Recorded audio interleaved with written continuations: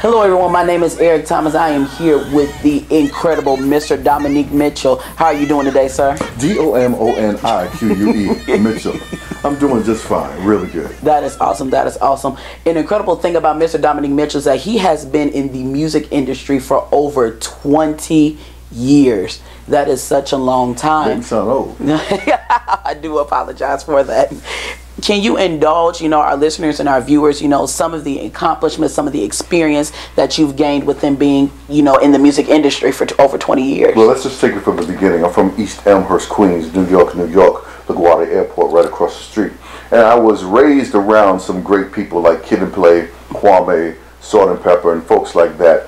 And watching them, being around them, and just watching them, I always want to be in the music industry. My man Play and Herbie always said, watch the business. If you look at the business, then you'll grow. So my father played with Dizzy Gillespie, John Coltrane, Funk Brothers. He played trumpet. He was in the Navy for over 20 some odd years. So he always said, learn the business, not the music.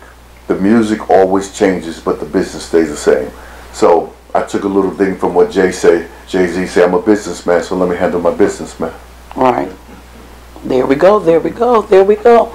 Alrighty, so there are 2 awards.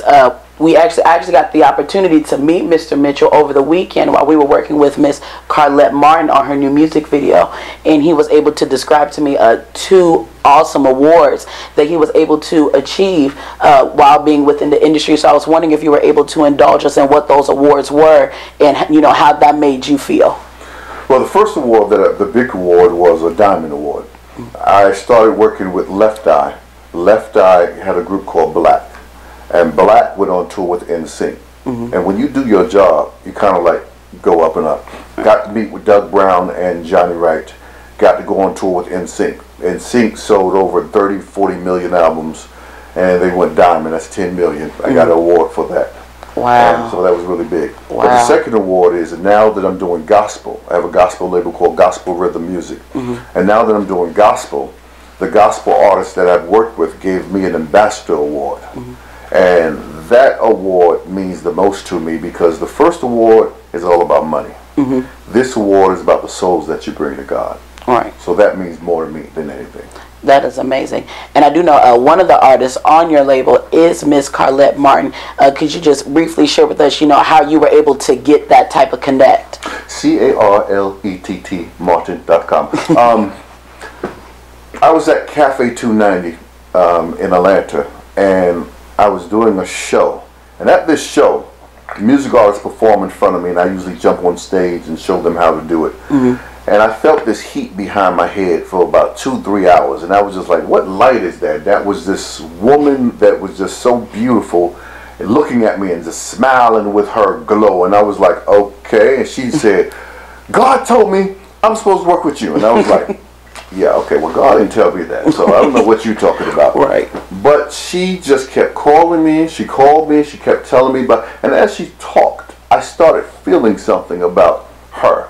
And it was what she's been through, the abuse that she's been through in these relationships. So I started this, and she was the first artist. And it was incredible because she has a glory about herself that I haven't seen since Left Eye and the Tina and Aaliyah. It's just like all these women and people in my family. Everyone that I worked or lost, she brought it back to me. So what I was lacking in what I lost, she brought that soul back to me in that fire. And that's what I saw about her. That is amazing. That is amazing. What were some experiences or what persons influenced you, to really want to dive into the industry? That's a long, well, you know what, that's not that long. My mother. My mother, who's been working for 49 years in the city of New York. When you look at a strong woman and you see that strong woman work and work and work, you want to take that burden. And that was a drive. I couldn't do nothing else but music. I didn't drink, I didn't smoke, I didn't want to sell drugs, I didn't want to do none of that. So the only thing I could do is do 3 things. I either was going to be a porno star or music. I chose music. It was kind of safer. Right. I can only do those 2 things good. understand. When it comes to a lot of the up and coming artists, that are here today, what are some golden nuggets that you can leave with them, to make sure that as they're going through their journey, that, they're taking the right steps to get and accomplish what you've done? For the music artists, learn the business. For the music producers, learn the business. For the executives, know the business. It's the same thing. Like I said, the business stays the same, the music changes. So as long as you know the business, it doesn't matter if you come from the 60s to the 70s to the 80s to 2000 to 2019. The business is going to stay the same. The music changes. So know who you are inside this industry. Know who you are inside wherever you walk in. Shift the atmosphere. What can you give differently than the next person? What can you give differently than the next artist, than the next management, than the next? The problem with, and you know what, it's only mostly in the South where all of the artists want to sound the same. I've never seen this before. If you look at New York, California, Ohio, nobody sounds the same. Look at overseas, nobody. It's the Southern music artists that have to change. When I came up, Kid and Play did not look like NWA. NWA did not look like Latifah, thank God, but Latifah didn't look like Light. Everybody looked solely, EPMD did not look like Kwame. Everybody, Public Enemy did not look like NWA.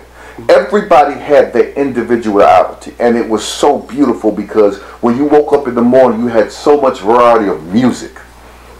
Mariah Carey didn't sing like Whitney Houston. Whitney Houston didn't sing like Aaliyah. Aaliyah didn't sing like TLC. TLC didn't sing like 3LW. 3LW didn't sing like SWV.